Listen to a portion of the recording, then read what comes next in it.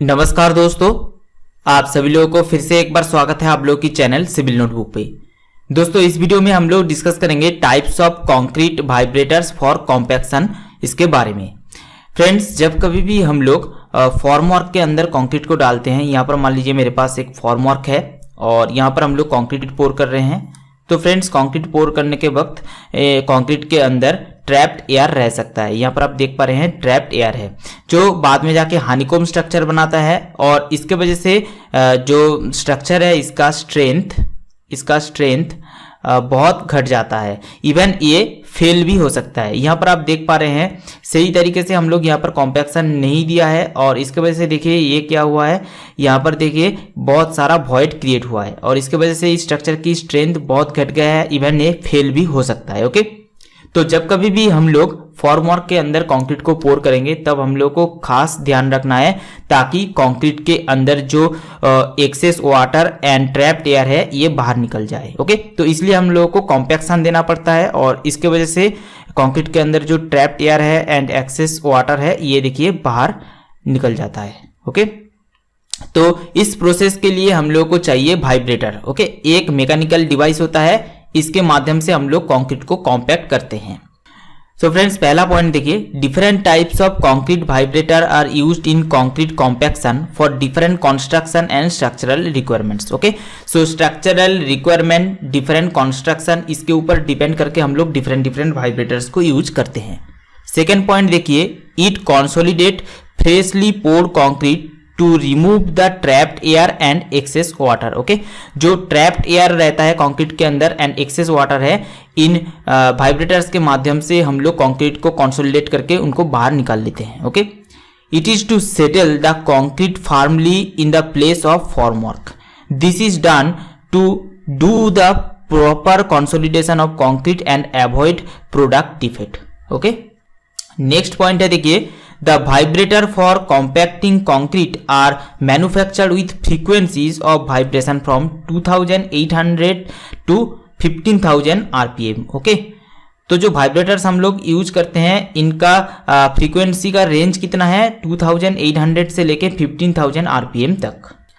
अब दोस्तों, types of concrete vibrators देखिए 4 प्रकार की होता है। पहला है देखिए इमर्सन वाइब्रेटर, इसको हम लोग नीडल वाइब्रेटर भी बोल सकते हैं, इंटरनल वाइब्रेटर भी बोल सकते हैं या फिर पोकर वाइब्रेटर भी बोल सकते हैं। तो दोस्तों चारों नाम याद रहना चाहिए, इमर्सन भी बोलते हैं, नीडल भी बोलते हैं, इंटरनल और पोकर भी हम लोग बोल सकते हैं।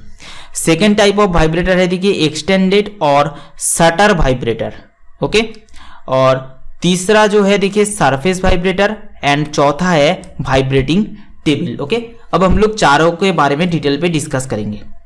तो फ्रेंड्स देखिए, पहला जो वाइब्रेटर है ये बहुत ही इंपॉर्टेंट है, जनरली आप इसको देख पाएंगे। ओके, इमर्सन और नीडल वाइब्रेटर, इसको हम लोग पोकर वाइब्रेटर भी बोल सकते हैं या फिर इंटरनल वाइब्रेटर भी बोल सकते हैं। अब इमर्सन क्यों बोल रहे हैं, जो कंक्रीट है इसके अंदर हम लोग को इसको इमर्ज करना पड़ता है, तो इसलिए हम लोग इसको इमर्सन और नीडल वाइब्रेटर भी बोल सकते हैं। ओके, इमर्सन और needle vibrator are most commonly used vibrator for concrete. Okay, जब घर बनता है तब आप इसको बहुत ही ज्यादा देख पाएंगे। Okay, it consist of steel tube with one ended closed end rounded. तो यहां पर आप देख पाएंगे ये देखिए एक स्टील ट्यूब है। ओके, इस पोर्शन को हम लोग कंक्रीट के अंदर डालते हैं, यहां पर आप देख पा रहे हैं। तो एक पोर्शन देखिए ओपन है और दूसरा पोर्शन क्लोज है और राउंडेड है। यहां पर आप देख पाएंगे दूसरा जो पोर्शन है क्लोज है और राउंडेड है। Okay, having an eccentric vibrating element inside it, और इसके अंदर देखिए एक इसेंट्रिक वाइब्रेटिंग एलिमेंट रहता है। ओके, यहाँ पर मैं दिखा रहा हूँ, इसके अंदर देखिए इसेंट्रिक वाइब्रेटिंग एलिमेंट रहता है, ये वाइब्रेट करता है और इसके वजह से देखिए कॉम्पैक्शन होता है। This steel tube called poker, तो इस स्टील ट्यूब को हम लोग क्या कह रहे हैं, इसको हम लोग कह रहे हैं पोकर, तो इसलिए हम लोग इसको पोकर वाइब्रेटर भी बोल सकते हैं। Is connected to an electric motor और diesel engine through a flexible tube. Okay, तो दोस्तों ये जो पोकर पोर्शन आप देख पा रहे हैं, ये कौन सा पोर्शन है दोस्तों, पोकर। ओके, तो ये किसके साथ कनेक्ट है, एक इंजन के साथ कनेक्ट है। ये देखिए इलेक्ट्रिक मोटर भी हो सकता है या फिर एक डीजल इंजन भी हो सकता है और इनके बीच में देखिए एक फ्लेक्सिबल ट्यूब है। ओके, तो एक फ्लेक्सिबल ट्यूब के माध्यम से ये कनेक्टेड है। They are available in size varying from 40 mm to 100 mm diameter. तो दोस्तों इन पोकर की जो डायमीटर है ये कितना होता है, ये 40 mm से लेके 100 mm डायमीटर तक हो सकता है। The diameter of the poker is decided from consideration of the spacing between the reinforcing bar in the formwork. अब दोस्तों देखिए इसका डायमीटर हम लोग किस तरीके से चूज करते हैं, फॉर्मवर्क के अंदर दो रेनफोर्समेंट के बीच में जो स्पेसिंग है इसके ऊपर डिपेंड करके हम लोग डायमीटर को सिलेक्ट करते हैं। नेक्स्ट पॉइंट है देखिए, the frequency of vibration varies up to 15,000 RPM। तो दोस्तों ये 15,000 RPM तक हो सकता है। However a range between 3,000 to 6,000 RPM is suggested at desirable minimum with acceleration of 4G to 10G। Okay, तो जनरली हम लोग यहाँ पर जो वाइब्रेशन यूज कर रहे हैं 3,000 से लेके 6,000 RPM desirable minimum okay vibration.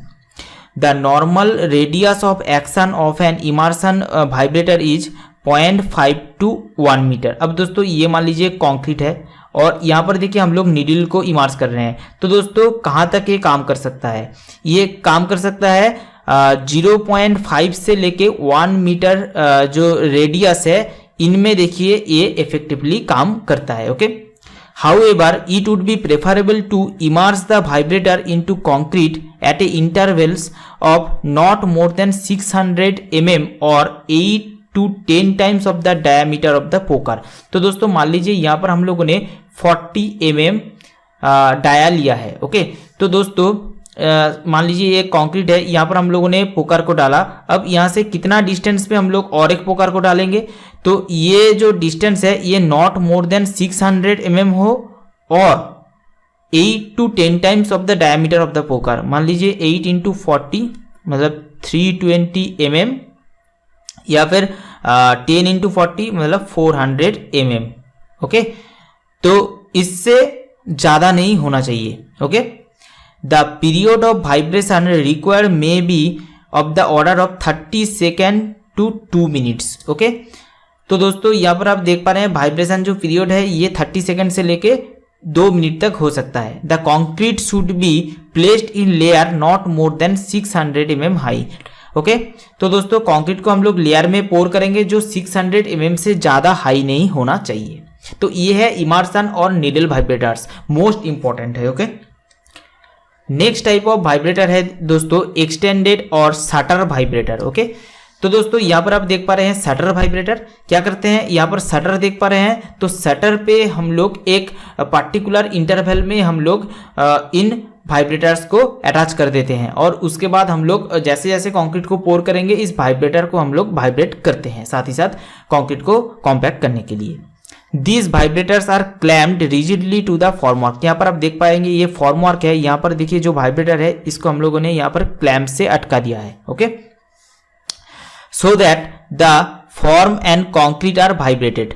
जो फॉर्मवर्क है ये भी वाइब्रेट करेगा एंड जो कॉन्क्रीट है ये भी वाइब्रेट करेगा। They consume more power for a given compaction effect than internal vibrators. Okay, तो इंटरनल वाइब्रेटर से यहाँ पर ज़्यादा पावर देना पड़ता है। These vibrators can compact up to 450 mm from the face but have to be removed from one place to another as concrete progresses। Okay, तो जैसे जैसे कंक्रीट प्रोग्रेस करेगा एक प्लेस से दूसरे प्लेस में हम लोगों को इसको मूव करना पड़ता है और दोस्तों ये फेस से 450 mm तक कंक्रीट को कॉम्पैक्ट कर सकता है। These vibrators operate at a frequency of 3000 to 9000 RPM at a acceleration of 4G। The external vibrators are more often used for precasting or thin in situ section of such shape and thickness as cannot be compacted by internal vibrators। Okay, जहाँ पर दोस्तों thin shape है, precasting है या फिर in situ sections है, तो वहाँ पर हम लोग क्या करते हैं, वहाँ पर हम लोग जो नीडल वाइब्रेटर्स है उसको हम लोग यूज नहीं कर सकते हैं, तो वहाँ पर हम लोग इस शटर वाइब्रेटर को यूज करते हैं। नेक्स्ट टाइप ऑफ वाइब्रेटर है surface vibrator. These are placed directly on the concrete mass. Okay, मान लीजिए नीचे कॉन्क्रीट है, इस प्रकार से आप देख पाएंगे नीचे कॉन्क्रीट है और कॉन्क्रीट के ऊपर हम लोग इसको रख देते हैं। This best suited for compaction of shallow elements. Okay, so shallow elements के लिए हम लोग इसको यूज करते हैं। And should not be used when the depth of the concrete to be vibrated is more than 250 mm। अगर मान लीजिए कॉन्क्रीट जिसको हम लोग वाइब्रेट कर रहे हैं उसका डेप्थ 250 mm से ज़्यादा हो गया तो वहाँ पर दोस्तों हम लोग इसको यूज नहीं कर सकते हैं। Very dry mixes can be most effectively compacted with surface vibrators. Okay, very dry mixes इसको भी हम लोग सरफेस वाइब्रेटर से आसानी से कॉम्पैक्ट कर सकते हैं। The surface vibrators commonly used are pan vibrators and vibrating screeds. The main application of this vibrator is in the compaction of small slabs. जो स्मॉल स्लैब्स होता है जिसका थिकनेस कम होता है वहां पर हम लोग इसको यूज कर सकते हैं। Not exceeding 150 mm in thickness. And patching and repairing work of the pavement slab. जो पेवमेंट होता है जहां पर हम लोग पैचिंग रिपेयरिंग वर्क करते हैं वहां पर भी हम लोग यूज कर सकते हैं।